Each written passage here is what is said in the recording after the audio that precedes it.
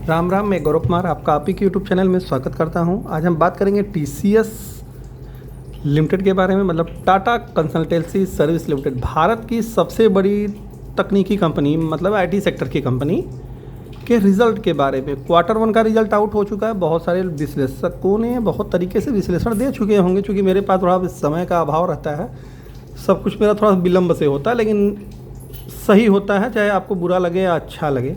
जो बातें सच रहती हैं मैं वहीं ज़्यादातर बताता हूँ।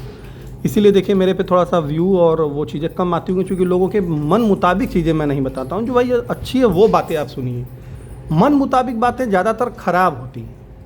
ठीक है, बातों को ये समाप्त, हम लोग मेन मुद्दे पर चलते हैं। लगभग 14.25 लाख करोड़ की कंपनी, भारत की दूसरी सबसे बड़ी कंपनी, और तकनीकी तौर पर तकनीकी कंपनियों में देखा जाएगा तो सबसे बड़ी कंपनी। P29.8 का एक रीजनेबल है, बुक वैल्यू 250। और बुक वैल्यू में आईटी कंपनियां बुक वैल्यू के तौर पे थोड़ी महंगी समझ में आएंगी, लेकिन देखिए ये बातें अलग हैं। हर सेक्टर में महंगी होना अलग बात है। आईटी सेक्टर की कंपनियां महंगी मिलेंगी ही, क्योंकि उनके पास एसेट्स नहीं होते हैं, इस वजह से इनकी बुक वैल्यू थोड़ी कम रहती है। लोग इन्हें ज़्यादा बुक वैल्यू पे खरीदना चाहते हैं। लेकिन अब यहाँ पे आरओसी देखेंगे तो 64 का, और आरओई देखेंगे तो 50 का। सोचिए, मतलब तोड़ फोड़, मतलब आरओई है। इतनी बड़ी कंपनी का यदि इतना आरओई है ना, बहुत मायने रखता है। ऑपरेटिंग प्रॉफिट मार्जिन 27% का मार्जिन है इनका। तो हम लोग चलते हैं क्वार्टर रिजल्ट की तरफ। ये है इनका क्वार्टरली रिजल्ट आपके सामने। 61,237 करोड़ से बढ़ करके 62,613 करोड़, तो लगभग माना जाए तो 12 से 13% की ग्रोथ है। बहुत ज़्यादा की ग्रोथ नहीं है, 12-15%, 15% तक मान सकते हैं। 5-6-90, हाँ, लगभग 15-16% के लगभग इनकी ग्रोथ है क्वार्टर ऑन क्वार्टर। एक्सपेंसेस भी इनके थोड़े बढ़े हैं, लगभग 1,900 करोड़ के लगभग 1,900 करोड़ के करीब इनके एक्सपेंसेस भी बढ़े हैं। तब यहाँ देखेंगे, जब आप सेल्स से एक्सपेंसेस को यदि आप को रिलेट करेंगे तो एक्सपेंसेस ज़्यादा हैं, इसलिए कहाँ ये दबाव देखने को मिलेगा? ऑपरेटिंग प्रॉफिट पे। ऑपरेटिंग प्रॉफिट मार्जिन और ऑपरेटिंग प्रॉफिट क्या है? कम है। 500 करोड़ रुपए कम आए हैं पिछले क्वार्टर से। लेकिन होता क्या है, जून क्वार्टर आप देखेंगे ना, हर साल का जून क्वार्टर मार्च क्वार्टर से कमज़ोर रहता है। तो इसे थोड़ा सा तकनीकी तौर पे समझने का प्रयास करिएगा। हर साल का जून का क्वार्टर थोड़ा कमज़ोर रहता है। देखिए यहाँ भी, और यहाँ भी। यहाँ पे देखिए मार्च क्वार्टर, यहाँ पे जून क्वार्टर, यहाँ पे देखिए मार्च क्वार्टर, यहाँ पे देखिए जून क्वार्टर।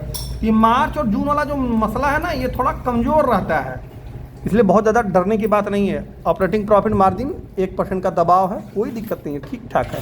पिछले साल तो 25% था, लेकिन इस साल 27-2% की ग्रोथ है ईयर ऑन ईयर में देखा जाए तो। अदर इनकम इनकी घटी है, 962 करोड़ हो गई है, 1157 करोड़ से घटकर। टोटल नेट प्रॉफिट पे आप आएंगे तो 12,502 करोड़ से घट करके 12,105 करोड़, लगभग 400 करोड़ के करीब का इन्हें डेंट लगा है नेट प्रॉफिट में। अर्निंग पर शेयर 33 रुपये का है। ट्रेलिंग 12 मंथ समझ रहे होंगे। ट्रेलिंग 12 मंथ का मतलब 3 महीने ये और 9 महीने इसके जस्ट पहले के, इसे कहा जाता है ट्रेलिंग 12 मंथ।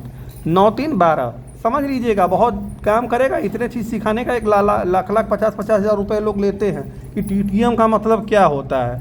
ट्रेलिंग 12 मंथ, 3 महीने ये, 9 महीने जस्ट इसके पीछे का। ठीक, अब वो तो ईयर ऑन ईयर वाला रिजल्ट आएगा मार्च में, इसलिए बहुत ज़्यादा परेशान होने की जरूरत नहीं है। जितना क्वार्टर आगे इसमें बढ़ता जाएगा, उतना ट्रेलिंग 12 मंथ वाला उधर से 3 महीने कम होता जाएगा। नेट प्रॉफिट इनका 46,000 करोड़ था, ये 47,000 करोड़, 1,000 करोड़ ट्रेलिंग 12 मंथ के हिसाब से है। कैश कन्वर्जन साइकिल 81 दिन पे इंटैक्ट है। प्रमोटर्स के पास लगभग 71.77% की हिस्सेदारी है। लगभग देखा जाए तो 10.7% की हिस्सेदारी कम हुई है। एफआईआईज ने जरूर हिस्सेदारी बढ़ाई है और डीआईआईज ने भी हिस्सेदारी बढ़ाई है, लेकिन यहाँ पर रिटेल कोटा कम हो गया है और यहाँ पे इन्वेस्टर भी कम दिखाई देंगे। 23 लाख पहले थे, 22 लाख हो गए। 1 लाख इन्वेस्टर्स भी कम हुए हैं पब्लिक सेक्टर से, और लगभग 10 रुपये का डिविडेंड कंपनी ने अनाउंसमेंट किया। तो ये रहा टाटा कंसल्टेंसी सर्विस का रिजल्ट। अब मेरा इस पर क्या व्यू है? औसत रिजल्ट है, तोड़ फोड़ रिजल्ट नहीं है, लेकिन लॉन्ग टर्म के हिसाब से ठीक ठाक रिजल्ट है। तो आप टाटा कंसल्टेंसी सर्विस में आराम के साथ लॉन्ग टर्म के लिए SIP कर सकते हैं और कुछ नहीं करना है। धन्यवाद। राम राम।